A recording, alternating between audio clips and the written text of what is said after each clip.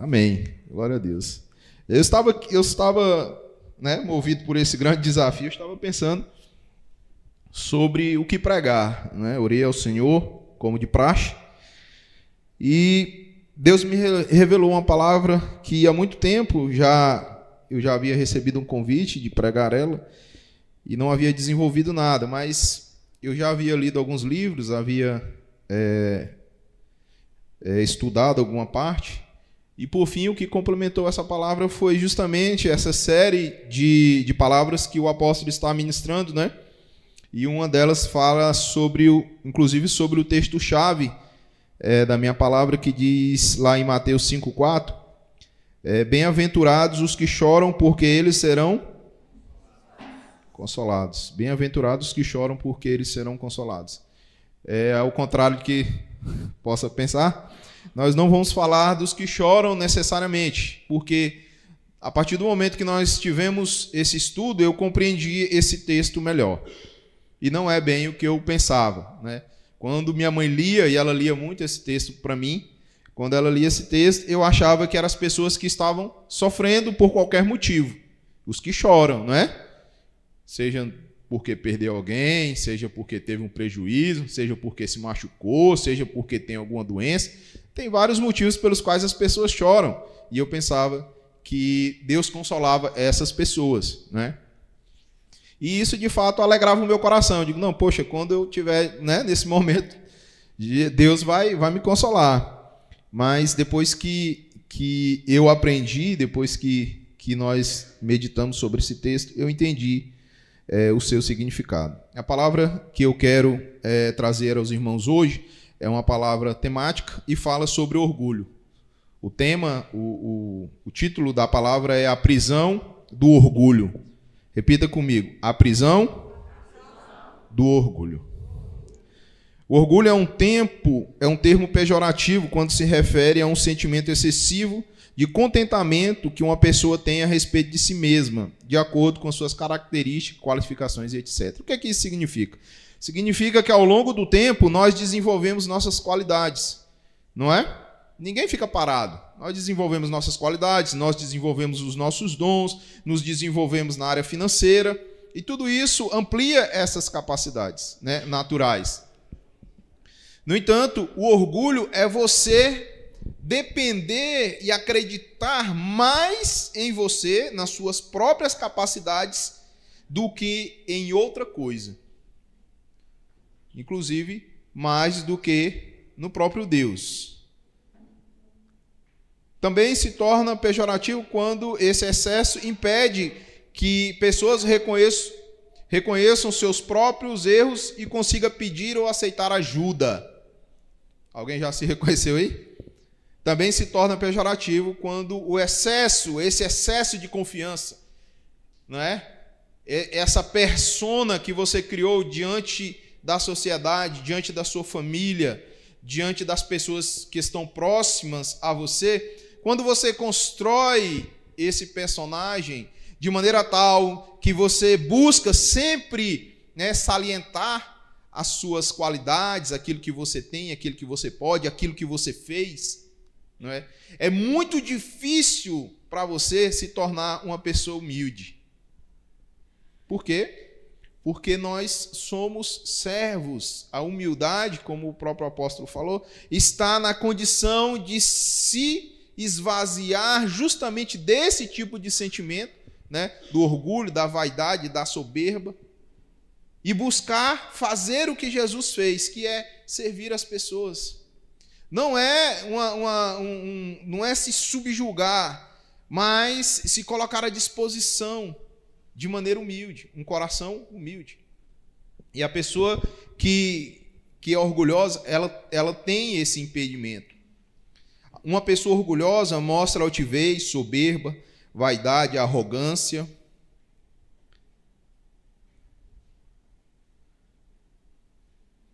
Altivez, soberba, vaidade, arrogância, podendo mesmo revelar desprezo em relação a outra pessoa. Neste caso, o oposto do orgulho é a humildade. A palavra tem origem no termo orgulho, que vem do catalão e também continua se desenvolvendo no espanhol, orgulho. E para nós, a tradução é orgulho. Então, é a etimologia da palavra. O termo assume um significado positivo. Sim, o termo assume um significado positivo, né? Porque senão todas... Nossa, eu tenho orgulho do meu filho, eu tenho orgulho disso, eu tenho orgulho daquilo, não é? O próprio Paulo, no livro de deixa eu ver... De 2 Coríntios 7, 4... Deixa eu dar uma olhada aqui. Abra aí na Bíblia. Alguém está aí? Abre aí, pastor. 2 Coríntios 7, 4. Eu não coloquei o texto aqui.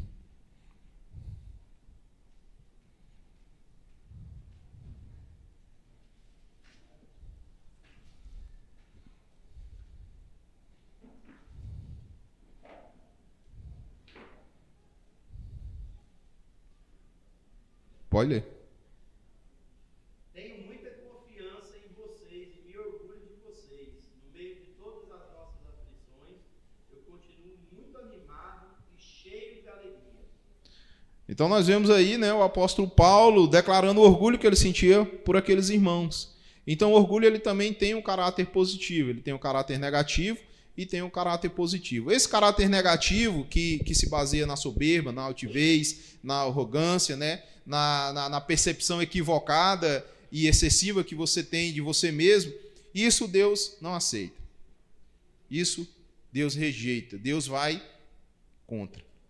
No livro de Tiago, acho que é só Tiago 4,6, mas ele nos concede graça maior. Por isso diz a Escritura, Deus se opõe aos orgulhosos, mas concede graça aos humildes. Então nós vemos que o orgulho não é o orgulho negativo, né? É o orgulho pejorativo, um termo pejorativo, ele não é aceito por Deus. Apesar de que muitas coisas que nós somos ensinados na sociedade, na escola, nos ambientes sociais que nós frequentamos, nos conduzam a ter orgulho de quem nós somos. E eu acredito que esse seja um equívoco, porque o que nós devemos ter é amor próprio. E ele também tem que ser harmônico e equilibrado, porque não se transforma em egoísmo ou também em orgulho, em vaidade. Precisamos nos amar, mesmo sabendo quem nós somos, porque dessa forma nós não conseguiríamos cumprir o mandamento de Deus, que é amar o próximo como a mim mesmo. Nós também estaríamos impedidos. Então precisamos entender quem somos e nos amar também. Mas isso não é orgulho. O orgulho é diferente. E Deus se opõe aos orgulhosos. A palavra dele diz que ele se opõe aos orgulhosos, mas concede graça aos humildes. Existem outras referências no livro de Romanos 12, 16. Nós não vamos ler, mas eu vou citá-las aqui, depois se você quiser dar uma olhada. Romanos 12, 16, 1 Pedro 5, capítulo 5, do 5 ao 6. Existem N coisas falando sobre orgulho na Bíblia, muitos versículos, e se depois você tiver interesse, dê uma olhada, não é? Eu não vou citar todos aqui, mas a verdade é essa, e o princípio é esse: Deus se opõe aos orgulhosos, ele não aceita o soberbo e ele não aceita as pessoas arrogantes. Então, nós estamos aqui discutindo o orgulho, e o tema da palavra é a prisão do orgulho. Dadas as explicações, eu quero falar primeiro dessa prisão. O que é uma prisão? Não é? Alguém aqui já visitou um presídio? Ninguém? A senhora já foi lá? Hã? Aonde foi? A casa de prisão provisória, né? Ninguém mais foi? Não, né? Já foi lá também, Chico? Então, o que acontece? O presídio, ele é uma estrutura, né, onde, com o objetivo de manter lá dentro as pessoas que cometeram algum tipo de delito, algum tipo de crime, e não permite que elas saiam. Elas têm uma vida totalmente limitada, não é? E muitos dos direitos, né, naturais e dos direitos legais que nós temos como cidadão, eles são tolhidos, eles são removidos, assim por se dizer, temporariamente. E essas pessoas estão lá. É uma cela e é uma situação muito complicada. É muito difícil, não é? Tenho uma vasta experiência com esse negócio de presídio, inclusive participei de 3 rebeliões Já cheirei gás para minha vida todinha, não quero mais ir lá, entendeu? Nem para atuar, nem para ver, nem para participar. Então, assim, mas é um lugar muito ruim. Você não é machucado, você não pode ser agredido, você tem comida, você tem bebida, você tem um lugar para dormir, mas ainda assim é muito ruim estar lá, não é? Então essa é a prisão. E a prisão do orgulho, como é? Diferentemente da prisão convencional, não é? Imposta pelas leis humanas, a prisão do orgulho, ela não é uma prisão física, não é? Ela é uma prisão emocional, ela é uma prisão espiritual, não é? Ao contrário da prisão física, do presídio, casa de prisão provisória, da cela propriamente dita, que é construída de concreto, de tijolo e de metal, a prisão do orgulho ela é construída de outros materiais. E quem a constrói? O próprio prisioneiro, né? E qual é os materiais? Do que nós construímos essa prisão? Vocês agora talvez vão se identificar quando eu começar a falar. Existem muitas pessoas que você chega, não é, e fala do amor de Deus, você revela às pessoas que Jesus morreu e que ele agora chama aqueles que creem nele, não é, para fazerem a sua obra, para serem salvos, para aceitarem, para viverem as benesses do reino de Deus. E muitas das pessoas, elas compreendem equivocadamente o conceito de amor. Elas entendem equivocadamente quais pessoas entraram no reino de Deus. Deus ama todo mundo, né? Aceita todo mundo. Então as pessoas, quando você chega e fala do amor e fala daquilo que as pessoas precisam abrir mão para fazerem parte do reino de Deus, daquilo que elas precisam fazer para receberem essa graça, essa dádiva divina, que é o perdão e a salvação, as pessoas não aceitam. Não é? Porque semelhantemente aos prisioneiros que estão naquelas prisões das quais nós citamos agora, as pessoas se comportam assim, não é? Somos parecidos, né? Sempre com o queixo levantado, né? Sempre com aquela altivez, com aquela arrogância, né? Um coração endurecido, invariavelmente endurecido. É assim. E quando chega a proposta, diz, olha, você tem que receber, mas você precisa mudar isso. Será que se Deus viesse agora, nós estaríamos prontos? A grande questão é essa. Quando você faz essa pergunta para a pessoa, ela diz, não, eu sou um cara bacana. Eu nunca roubei, nunca matei. Não é? Eu faço os meus negócios, eu ajudo a família da minha esposa, eu cuido da minha família, não é? Ah, não, eu sou um cara bacana, eu vou na igreja todos os domingos, né? Inclusive, eu dou lá para o projeto Celeiro, né? Eu dou lá para o projeto Celeiro, entendeu? Deus me ama demais. Ixi, não preciso disso não, relaxa, eu estou bem, não é? Não, eu não sou um cara tão bom, né? Eu não sou um cara bacana assim, poxa, que cara legal, né? Mas eu não sou um cara ruim. Tem gente pior do que eu. Tem o Lula, pronto, tem o Lula, né? Tem o Alexandre de Moraes, esses são gente ruim, esse daí tem que ir pro inferno. Eu não, eu sou um cara que vacilo de vez em quando, mas quem é que não vacila, não é isso? A prisão do orgulho, ela é composta por esses materiais: justificação, comparação e racionalização. São a base dos nossos argumentos para não aceitar essa realidade pungente que a palavra de Deus nos entrega todos os dias, que para aceitar Jesus nós precisamos negar a nós mesmos. Muitas pessoas não querem fazer isso. Eu enfrentei uma dificuldade tremenda, talvez você não, mas eu enfrentei uma dificuldade tremenda de negar a minha personalidade, de negar aquilo que eu achava que podia fazer. E muitas das vezes entrei em projetos na igreja achando que ia conseguir fazer a diferença. Esse projeto Celeiro, que agora dá certo, graças a Deus, eu desenvolvi ele, até o logo era igual. Entreguei o projeto todo para o apóstolo, inclusive pedi o estatuto para mim fazer o projeto melhor ainda. Não caminhou. Não caminhou. Né? Não, foi culpa do meu orgulho de achar que poderia fazer as coisas da maneira natural. Porque tudo que faz com que as engrenagens se movam espiritualmente é o espiritual e não o natural, e nós precisamos entender isso. Então, a prisão do orgulho, diferentemente da prisão carcerária, né? Ela não é imposta pelas leis do nosso país.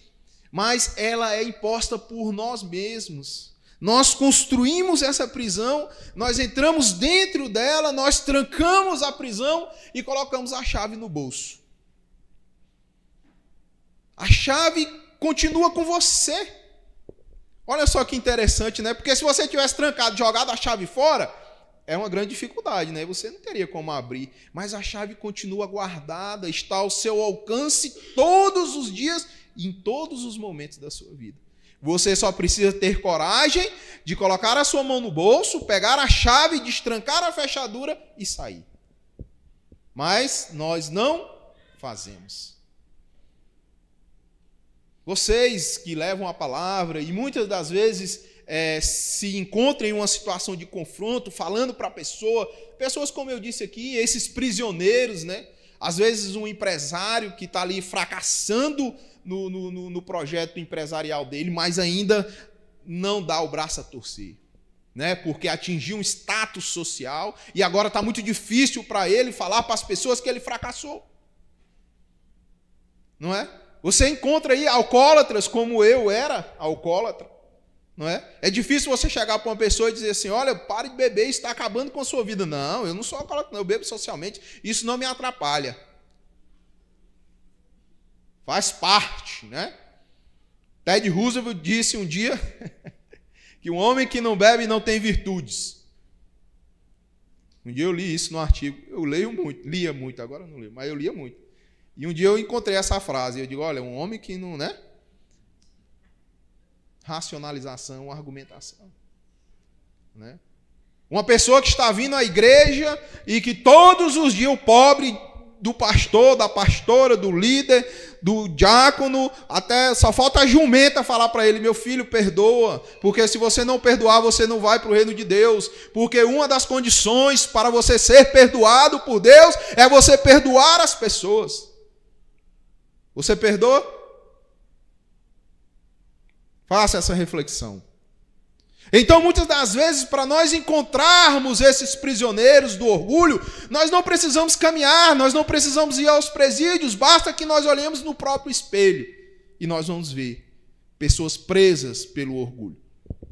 Pessoas que não conseguem abrir mão do seu brio excessivo, da sua vaidade excessiva, daquilo que está prendendo e limitando a sua locomoção, o seu desenvolvimento no mundo espiritual. Essa é a prisão do orgulho. E nós somos os prisioneiros. Nos colocamos de livre e espontânea vontade nessa geografia e não queremos sair. Sabe por quê? Porque nós não queremos dar o braço a torcer. Já viu aquele ditado? Dou um boi para não entrar numa briga, né? E dou uma boiada para não sair dela.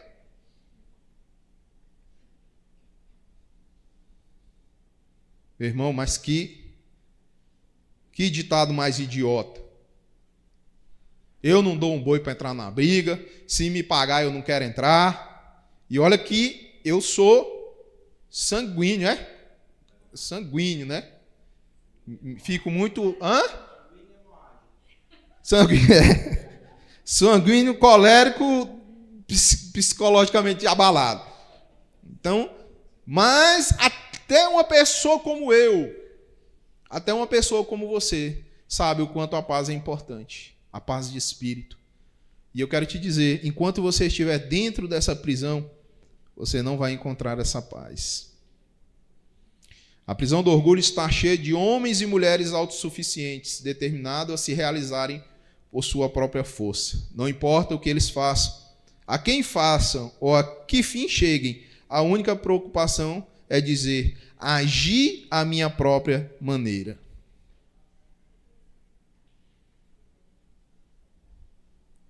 Existe até uma música. Alguém já assistiu Sing? Quem tem filho já, né? Umas 50 vezes, né? Aquele ratinho não canta uma música? Né? Uma música bonita? Frank Sinatra, né? Pois é, aquela música, depois olha a tradução, ela fala disso. De uma pessoa que ferrou a vida de todo mundo, ferrou a dela, mas fez as coisas da maneira dela. Inclusive o refrão é esse, né? Fiz da minha maneira. Então, a porta da verdadeira bênção né? Nós falamos da prisão e falamos dos prisioneiros. E como abrir essa porta? Essa porta que nos tira dessa prisão chamada orgulho e nos coloca, nos projeta para um momento de bênção nas nossas vidas. Não é? Nós lemos aí em Mateus 5, bem-aventurados os que choram, porque eles serão consolados. Antes disso, está escrito no versículo 3, bem-aventurados os pobres de espírito, porque deles é o reino dos céus. Né? Essa afirmação que existe no versículo 4, ela não pode existir, ela sempre deve existir atrelada à primeira. Né? Bem-aventurados os pobres, os humildes de espírito, porque deles é o reino dos céus. Por quê? Porque, como nós aprendemos aqui, primeiro momento do seu encontro com Deus é esse momento de humildade. É um momento de reconhecimento de quem você é diante de Deus. Reconhecimento da sua estatura pequena, da sua diminuta existência, em comparação à imensa e infinita existência de Deus e tudo o que Ele representa. No segundo momento, nós olhamos para essa situação, né, denegrida, corrupta, pequena, insignificante, né, que ainda piora com os nossos pecados. Nós olhamos para ela e começamos a chorar. Olha o tanto que é interessante, né? O choro não é por uma situação momentânea, mas pelo estado de caráter que nós nos encontramos. E que a partir do ponto em que nós olhamos nesse espelho e vemos quem verdadeiramente nós somos, aí nós entramos em desespero e choramos. Essa é a realidade desses dois versículos. E uma vem atrelada à outra. Chorar pelos seus pecados é o resultado natural da humildade de espírito. Muitos negam suas fraquezas, muitos sabem que estão errados, mas fazem de conta que estão certos. Com resultado, nunca provam o sofrimento admirável do arrependimento. De todos os caminhos que conduzem à alegria, este é o caminho mais contraditório. Você quer viver as bênçãos, as verdadeiras bênçãos do Senhor? Você quer que as portas se abram, as portas das suas cadeias se abram e você viva a verdadeira bênção? Você quer ser consolado por Deus? Você quer fazer parte do reino de Deus? Então, chore, sofra primeiramente. Porque o arrependimento, se ele não tiver, ele exige um sofrimento legítimo, uma postura que gera uma mudança imediata. É essa a porta que nos conduz às novas bênçãos de Deus. A verdadeira bênção, diz Jesus, começa com a tristeza profunda de arrependimento. Bem-aventurados os que sabem que estão em dificuldades e têm bom senso suficiente para admitir.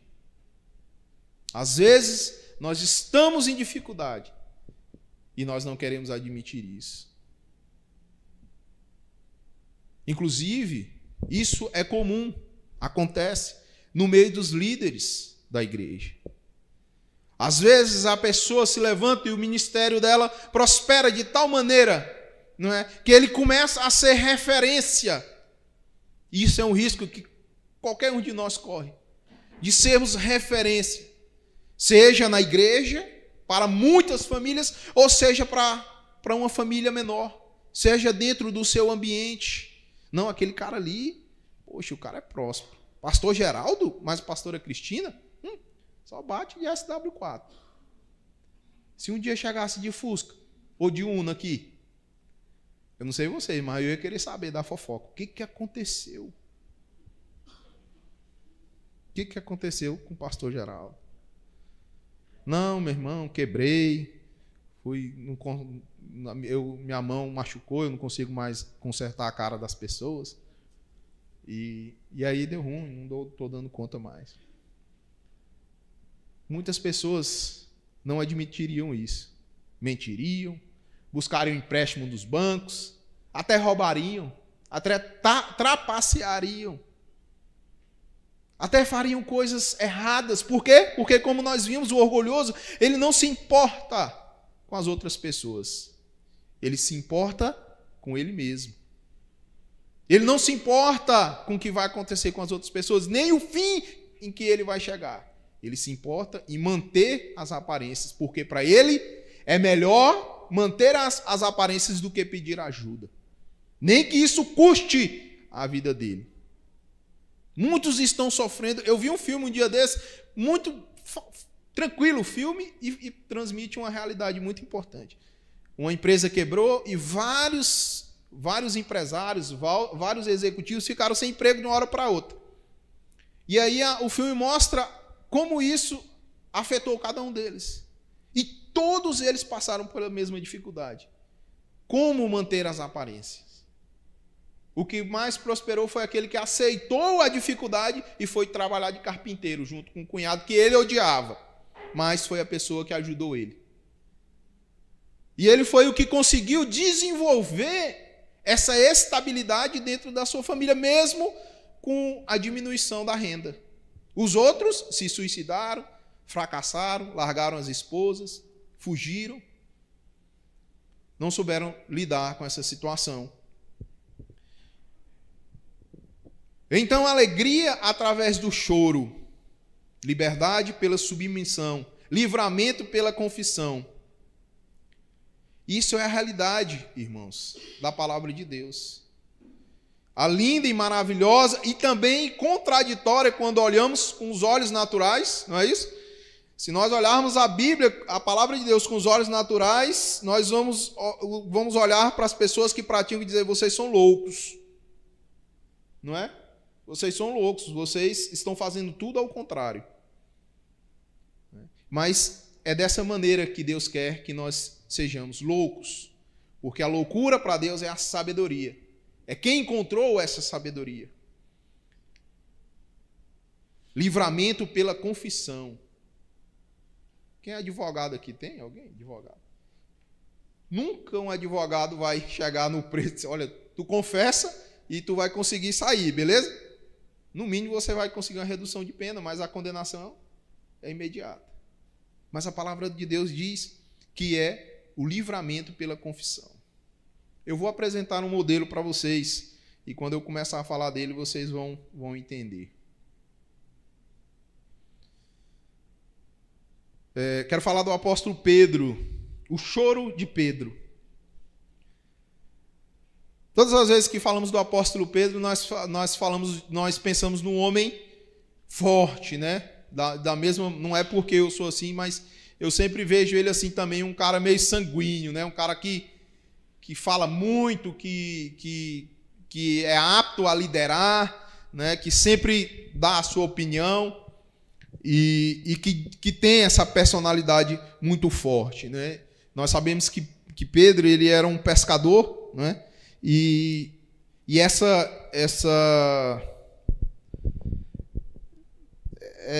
característica, né, da personalidade de Pedro, de ser impulsivo, isso ajudou ele em alguns momentos, mas também prejudicou, né? Quando Jesus chamou Pedro, ele só largou as redes para lá, né, e seguiu a Jesus. Outras pessoas pensariam, não, uai, é para agora? É para ir agora?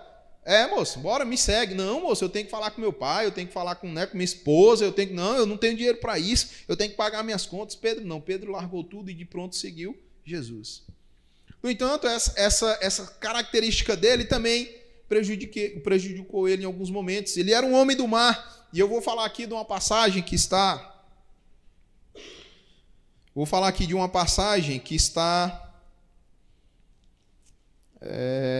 no capítulo 4, no capítulo 14 de Mateus, a partir do versículo 22.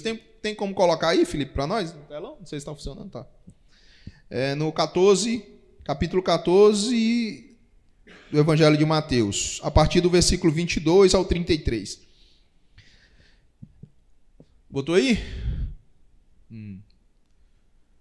Logo em seguida, Jesus insistiu com os discípulos para que entrassem no barco e fossem adiante dele, para o outro lado, enquanto ele despedia a multidão. Tendo despedido a multidão, subiu sozinho ao monte para orar. Ao anoitecer, ele estava ali sozinho. Mas o barco já estava a considerável distância da terra, fustigado pelas ondas, porque o vento soprava contra ele. Alta madrugada, Jesus dirigiu-se a eles andando sobre o mar. Quando o viram andando sobre o mar, ficaram aterrorizados e disseram: é um fantasma, e gritaram de medo. Mas Jesus imediatamente lhes disse: coragem, sou eu, não tenhas medo. Senhor, disse Pedro, se és tu, manda-me ir ao teu encontro por sobre as águas. Venha, respondeu ele. Então Pedro saiu do barco, andou sobre as águas e foi em direção de Jesus. Mas quando reparou no vento, ficou com medo e, começando a afundar, gritou: Senhor, salva-me. Imediatamente Jesus estendeu a mão e o segurou e disse: homem de pequena fé, por que você duvidou? Quando entraram no barco, o vento cessou. Então os que estavam no barco o adoraram, dizendo: verdadeiramente tu és o Filho de Deus. Amém? Jesus estava ali, né? Ele havia acabado de fazer o milagre da multiplicação, o primeiro milagre da multiplicação dos pães, não é isso?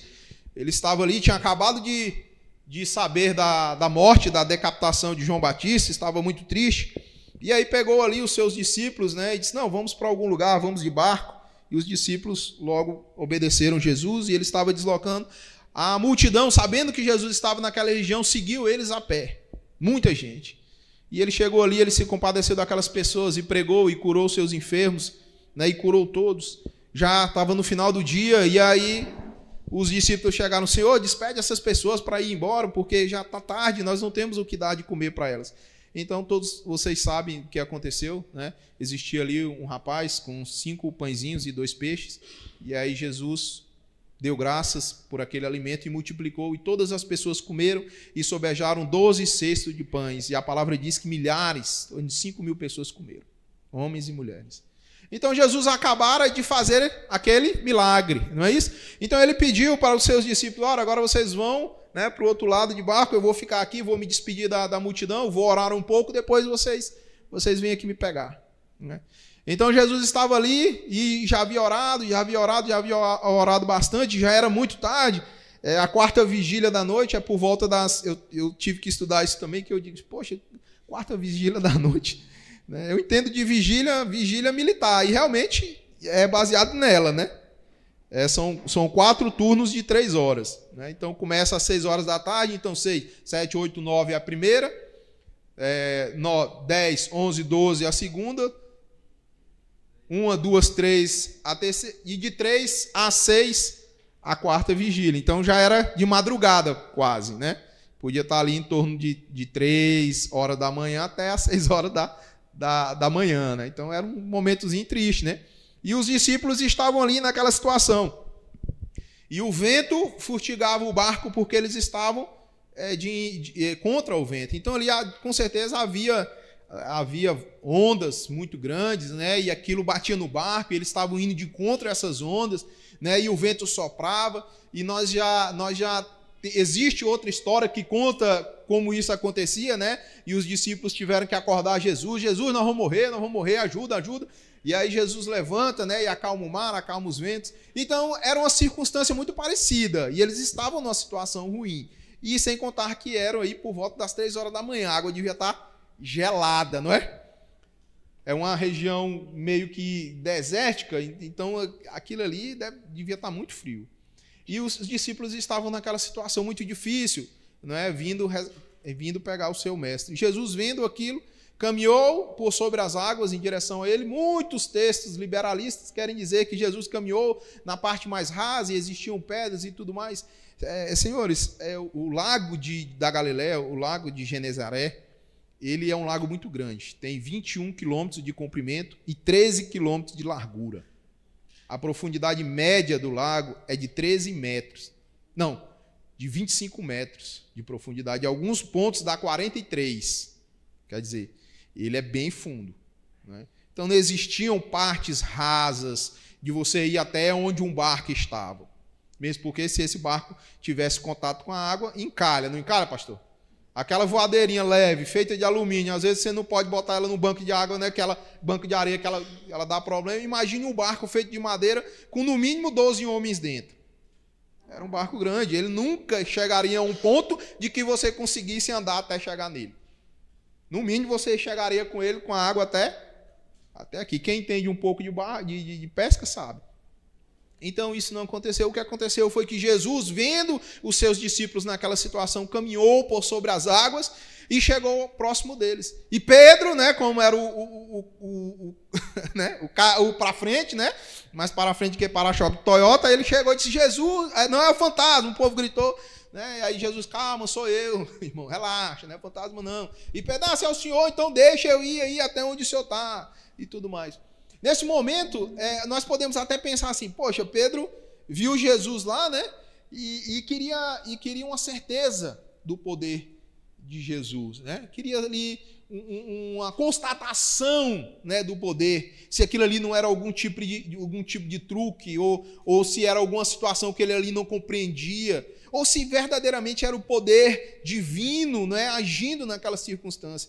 E Jesus disse que para ele vir, mas eu não acredito nisso. Eu não acredito que Pedro quisesse alguma constatação. Eu acredito que ele estava ali numa situação complicada, né, e o barco estava afundando, e estava molhado e com frio, né, e o barco dele estava afundando, mas Jesus estava lá em pé. Não é isso que acontece muitas das vezes na nossa vida, né? O nosso barquinho está afundando e nós estamos olhando, mas nós não temos a fé suficiente para ir de encontro a Jesus, mas o barco está afundando. E quem que está em pé? Quem que está inabalável? Jesus. Pedro deve ter feito essa ponderação, disse: poxa, o meu barco está afundando, mas o homem está em pé nas águas, nada abala ele. Onde é que você quer estar? No barco seu que está afundando ou nas mãos de Jesus que está inabalável? Você quer estar no barco que você conduziu a vida toda com as suas próprias forças e que certamente vai sucumbir ao poder das ondas e do vento? Ou você quer estar seguro nas mãos de Jesus mesmo, que seja sobre o sobrenatural? Pedro ponderou e disse: poxa, esse barco vai afundar, eu vou ficar com aquele cara que está em pé ali. Então, qual foi a resposta de Jesus? Venha. Venha. E Pedro saiu do barco, né? E no primeiro momento eu acho que ele estava ali tão consternado, tão maravilhado, em ver Jesus ali andando por sobre as águas, e ele fazendo parte de tudo aquilo, e agora ele ia andar, e ele começou a andar, e tudo muito maravilhoso, e ele sentindo aquela água nos seus pés, mas ele não afundava, e aquilo foi maravilhoso, mas a palavra diz que ele começou a observar o vento. Nós entramos na igreja, nós nos apresentamos diante de Jesus com um coração humilde, quebrantado, reconhecendo quem somos. Nós estamos ali naquele momento e Jesus diz: vem. E nós começamos a caminhar na direção de Jesus, e no primeiro momento tudo é maravilhoso, glória a Deus, aleluia, e nós vemos... Às vezes vemos dos encontros, às vezes recebemos Jesus aqui nesse altar, ou recebemos em outra igreja e nós estamos juntos e essa caminhada é maravilhosa, mas nós começamos a olhar para o vento. Nós começamos a olhar para as dificuldades, para o ambiente. E mais uma vez o natural, o Pedro natural, tomou a cena.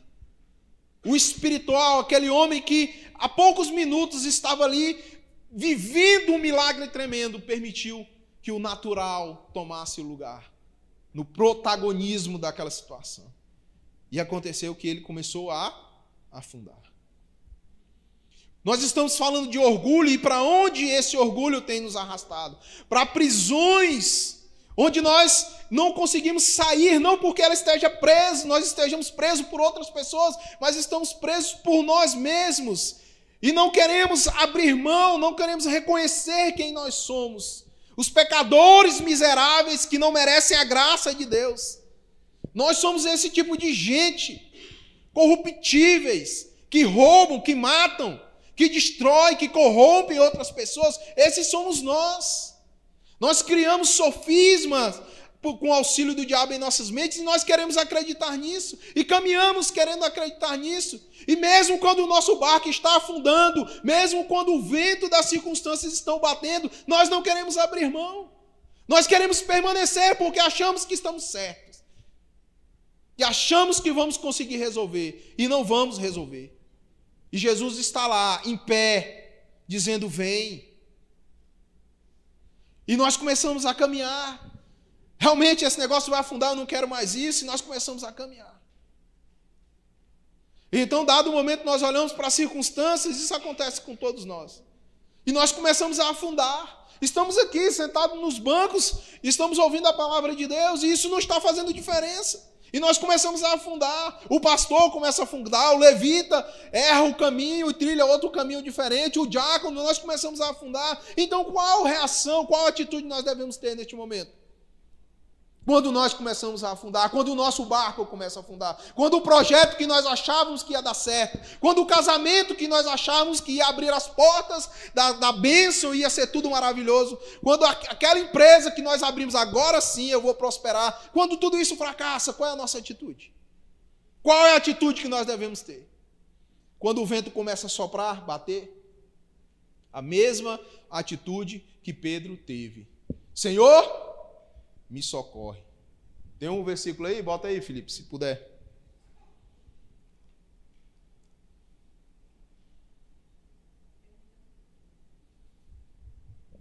Mas quando reparou o vento, ficou com medo e começou a afundar e gritou: Senhor, salva-me. É uma frase pequena, mas que exige muita coragem de dizer. Qual é o próximo versículo? Imediatamente Jesus estendeu a mão e o segurou. Imediatamente Jesus estendeu as suas mãos e segurou o seu discípulo. Homem de pequena fé, porque duvidou? Mas ele estava seguro. E já não corria mais risco. Estava sendo ensinado. Por que você duvidou? Mas não corria mais risco. Ele estava na mão daquele que detém todo o poder. Ali nada poderia arrebatar ele das mãos de Jesus Cristo. Ele estava seguro. É neste lugar que Jesus nos convida a estar. Ele diz: vem, mas o orgulho nos prende. Olha, Pedro viveu esse momento com Jesus, e logo que nós caminhamos um pouco mais, no capítulo 14 do Evangelho, do 22 ao 33, esse é o 14 que nós lemos? Não, não é o 14, é o 16.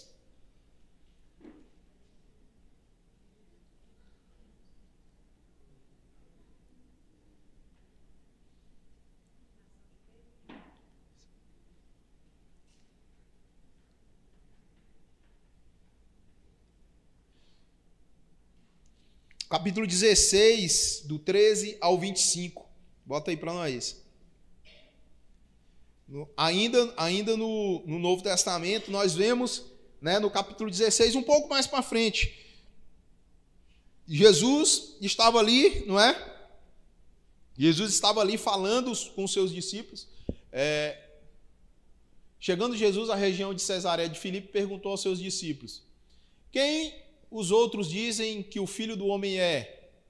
Eles responderam: alguns dizem que é João Batista, outros Elias, e ainda outros Jeremias ou um dos profetas. E vocês? Perguntou ele. Quem vocês dizem que eu sou? Simão Pedro respondeu: tu és o Cristo, o Filho do Deus vivo. Respondeu Jesus: feliz é você, Simão, filho de Jonas, porque isso não foi revelado a você por carne ou sangue, mas por meu Pai que está nos céus. E eu digo que você é Pedro, e sobre esta pedra edificarei a minha igreja, e as portas do Hades ou do inferno não poderão vencê-la. Eu darei a você as chaves do reino dos céus, e o que você ligar na terra será ligado nos céus, e o que você desligar na terra terá sido desligado nos céus. Então advertiu os seus discípulos que não contassem a ninguém que ele era o Cristo. Desde aquele momento, Jesus começou a explicar aos seus discípulos que era necessário que ele fosse para Jerusalém e sofresse muitas coisas nas mãos dos líderes religiosos, dos chefes dos sacerdotes e dos mestres da lei, e fosse morto e ressuscitasse no terceiro dia. Então Pedro, chamando-o à parte, começou a repreendê-lo, dizendo: Nunca, Senhor, isso nunca te acontecerá. Jesus virou-se e disse a Pedro: Para trás de mim, Satanás. Você é uma pedra de tropeço para mim, e não pensa nas coisas de Deus, mas nas coisas dos homens. Então Jesus disse aos seus discípulos: Se alguém quiser acompanhar-me, negue a si mesmo e tome a sua cruz. Siga-me. Pois quem quiser salvar a sua vida, perderá. Mas quem perder a sua vida por minha causa, a encontrará. Acho que até aí, né? Então, mais um momento, Pedro sendo Pedro, né? Chega lá, Jesus, né, e diz assim: sim, o que as pessoas estão falando de mim?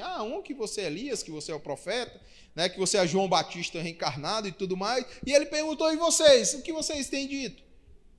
Aí Pedro, né, como era o mais para frente, disse assim: que o Senhor é o Filho de Deus, é o Cristo, o Filho de Deus. Jesus, né, enche a bola do Pedro, né? Ei, Pedro, filho de Jonas, tu é bendito, rapaz.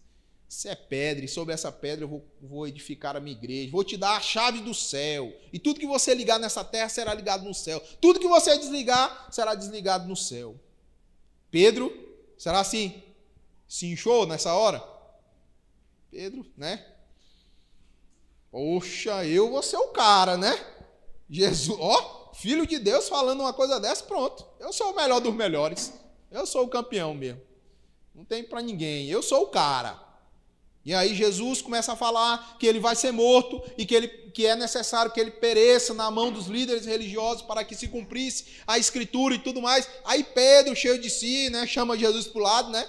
Sim, eu vou fazer algo aqui, né? Não, Jesus, não se esquenta, isso não vai acontecer com você, não. Olha o orgulho de Pedro, né? O orgulho fez com que ele tomasse essa atitude precipitada. Como ele faria com que essas coisas não acontecessem com Jesus? Como ele lidaria com tudo isso? Como ele ia resolver essa questão de Jesus? Como ele entraria e moveria o espiritual de forma que as profecias de milhares de anos atrás não se cumprissem na vida de Jesus? Como ele faria isso? É uma pessoa que tem um ego muito elevado, acabou de ser benquisto, acabou de ser qualificado por Jesus. E aí o orgulho lança ele nas trevas, a ponto de Jesus chamar ele de Satanás. Para trás de mim, arreda, se afaste, porque você não está conseguindo discernir as coisas espirituais. Você está colocando a força para resolver essa situação no seu próprio braço, nas suas próprias condições. E nós caminhando um pouco mais para frente, nós vamos ver que de fato Pedro fez isso. Quando Jesus foi capturado, que chegaram soldados para levar Jesus, o que aconteceu? Pedro saca da espada, né? O sanguíneo louco, alucinado, vai lá e corta a orelha do soldado. Jesus: moço, para com isso. O que você está fazendo? Até agora você não entendeu. Eu tenho falado dessas coisas e você não compreende. Eu tenho falado das coisas espirituais e você até agora não compreendeu.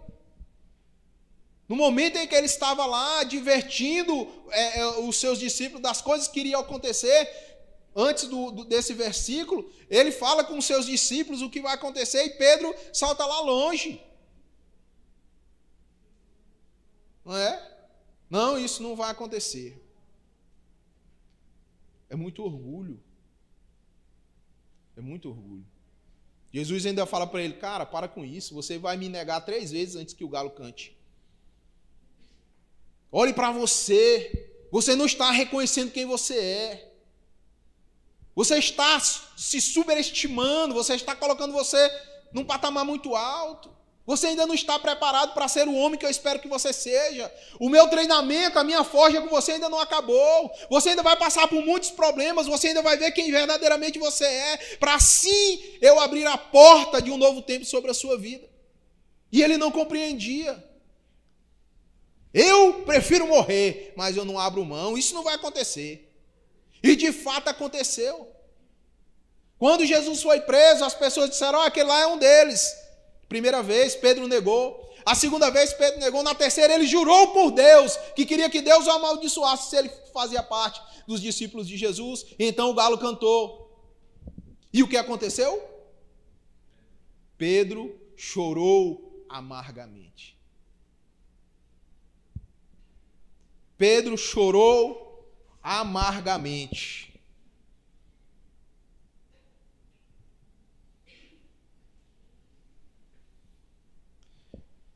Essa passagem está no capítulo 26, do 31 ao 35, e nós pulamos para o 26, 74, quando ele nega a Jesus, e logo no versículo 75.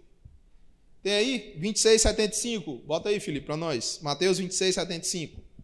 Bota no 74, 75. Aí ele começou a lançar maldições e jurar, não conheço esse homem. Imediatamente um galo cantou. Então Pedro se lembrou da palavra que Jesus tinha dito. Antes que o galo cante, você me negará 3 vezes. E saindo dali, chorou amargamente.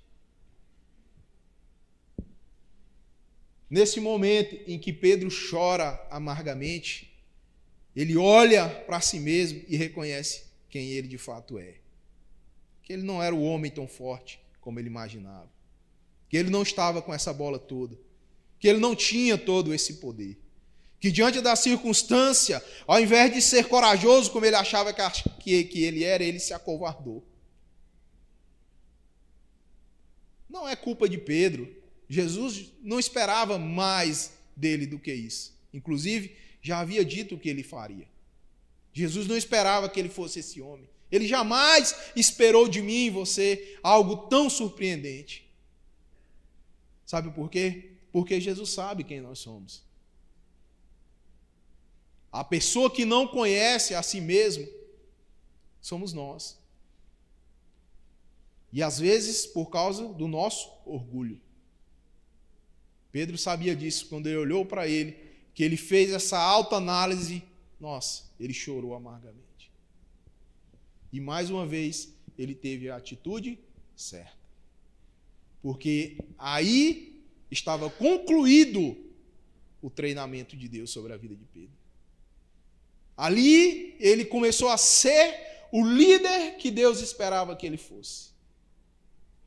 Aquele Pedro sanguíneo, colérico, louco, aquele homem, naquele momento, desapareceu. Eis que surge um Pedro sábio, um líder que a igreja necessitava naquele momento. Um homem que conseguiu lançar os fundamentos junto com os outros apóstolos, mas que foi de suma e primordial importância para a constituição daquela igreja e os lançamentos das bases que hoje são os mandamentos e os ensinamentos que nós seguimos. Pedro, aquele que chorou amargamente. Por quê? Porque o choro abre a porta da bênção. O sofrimento que vem com o arrependimento verdadeiro abre a porta da bênção. A bênção verdadeira de Deus. Não deve ser um remorso, não deve ser uma culpa momentânea, mas um choro amargo. Um sofrimento legítimo, daquele que olha para quem é e vê um desastre. Aquele que percebe que tudo o que ele achava ser era uma mentira. Mas o bom de tudo isso é que Jesus ainda está em pé diante da circunstância. E ele diz, venha. Meu Deus do céu, já estou. Vou finalizar, viu, irmão?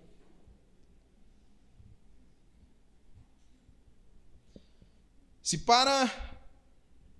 para você Jesus é uma entre muitas opções, então ele não é opção. Se você pode carregar seu próprio fardo, não precisa de alguém para ajudá-lo. Se sua situação não lhe traz sofrimento, você não receberá conforto ou consolo. Se para você tanto faz recebê-lo ou deixá-lo, é melhor deixá-lo, porque ele não pode ser aceito pela metade. Mas quando você chora, quando você chega a ponto de sofrer, pelos seus pecados, quando admite que não tem outra opção senão lançar seus cuidados sobre Jesus, e quando não há verdadeiramente outro nome que possa invocar, então lance sobre ele todos os seus temores, pois ele está te esperando no meio da tempestade. Amém? Vamos abrir a porta dessa prisão que se chama orgulho. Jesus está no meio da sua tempestade. Ninguém sabe o que você está passando aqui, a não ser a pessoa que está próxima a você, mas o sofrimento é algo que só nós conseguimos mensurar. E talvez palavras não consigam explicar. Mas eu sei que cada um aqui tem suas guerras, tem as suas lutas. A apóstola tem as delas, e eu acredito que sejam muitas. Cada um de nós tem uma dificuldade de negar a si mesmo, o velho homem. Ele tenta tomar a cena a todo momento. Nós vimos isso na história de Pedro. Mas Jesus está de pé. Ele quer forjar em você a pessoa que Ele espera que você seja. Mas para que Ele possa agir na sua vida, é necessário que você saia dessa prisão. Amém? Vamos ficar de pé.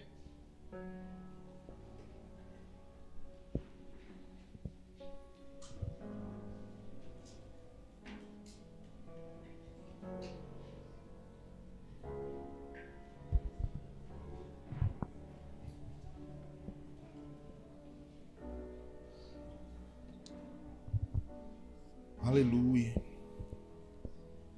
Às vezes, o que nós precisamos é de coragem.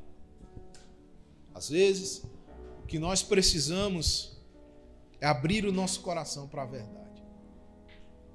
Nós olhamos, somos ensinados, as pessoas que Deus levantou para nos falar do seu amor e pregar o seu evangelho, elas vêm, fazem o trabalho delas, falam do amor de Cristo, falam da salvação. Mas aí, quando nós percebemos que precisamos abrir mão de quem somos, nós começamos a perder o interesse. Quando Jesus exige de nós um posicionamento, nós não temos coragem de dizer sim. Somos covardes. Eu sempre costumo dizer que para ser crente você precisa ter coragem. É muito fácil viver no mundo onde tudo é relativo. Onde o seu sim às vezes é o não. Onde a sua covardia às vezes é exaltada. Onde a sua falta de bom senso às vezes deve ser aceita. Mas no reino de Deus não é assim, não existe 99%, só existe 100%. Ou você é 100% dele, ou você é 100% do mundo. O mundo te aceita do jeito que você está também. Mas Jesus quer transformar a sua vida. Tenha coragem de abrir essa cadeia. Tenha coragem de lançar o perdão. Tenha coragem de ser perdoado e de pedir perdão também. Tenha coragem de olhar com os olhos espirituais e perceber a verdade. Que Jesus é o caminho, a verdade e a vida, e ninguém vai a Deus, ninguém vai ao Pai, senão por Ele. Não existem atalhos, subterfúgios ou outros caminhos que possam nos levar à presença de Deus. Somente Jesus Cristo. E isso não muda se você for rico. Isso não muda se você for famoso. Isso não muda se você for o homem mais forte ou o homem mais rápido. Isso não muda se você for o mais inteligente ou o mais sábio. Isso não muda. Essa sentença é igual para todos nós. E o caminho é o mesmo. Jesus Cristo, aquele que está de pé na tempestade. Feche os seus olhos. Vamos orar para finalizar. Senhor Deus, Pai querido, obrigado.